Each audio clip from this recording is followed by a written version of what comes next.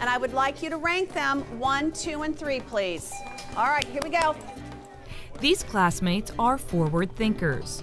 Enrolled in a leadership course at Centerville High School, students recently provided input on what they thought a portrait of a graduate might look like. Just like any focus group, students were asked their opinion about a product. That product was a Fairfax County Public Schools education. So rather than thinking about where we are now, where do we want to be? You know, because we have a huge county, right? We have so many schools. And where do we want to be? That was the same question posed by the members of the Fairfax County School Board in 2013. With that directive in hand, the board proactively sought input from teachers, parents, students, and community members through listening tours, focus groups, and surveys. Up until now, we've really been focused on skills and giving students the right skills to balance an equation or to write an essay. But I think what's more enduring for students and will make them more successful in the future is the knowledge and the habits of mind that they will need to be successful. And the question, where do we want to be, led to a framework for the skills each student should have by the time they graduate, as well as a new approach to teaching and learning.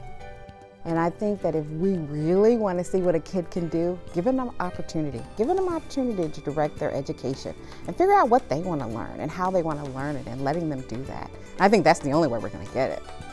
The Portrait of a Graduate provides the groundwork for students to become communicators, collaborators, global citizens, creative and critical thinkers, as well as goal-directed and resilient individuals. Change is inevitable, growth is optional. You're always changing. We're always evolving as a profession. So here we are on the new threshold of a different type of learning. To me, it's a natural evolution that we would go to a Portrait of a Graduate. It just makes sense to focus on critical thinking skills, creativity, communication, being a global citizen. All of those things are the next step in the evolution. Portrait of a Graduate makes sense. Now's the time. Now that FCPS has established the attributes of a future graduate, teachers will now begin to chart a strategic plan toward that goal.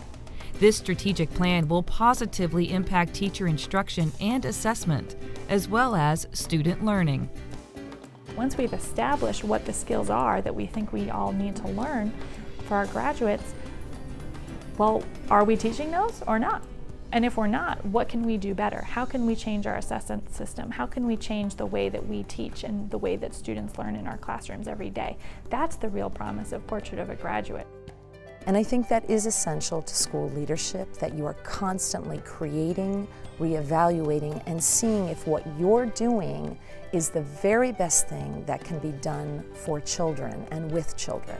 I'm excited about the Portrait of a Graduate because I think it helps us reinvigorate. I think for many of us, while we wanted to be educators, it's that joy, excitement around learning because we've, I think, lost our way in a high-stakes testing environment, and we're trying to find our way back to what we know is exciting about learning.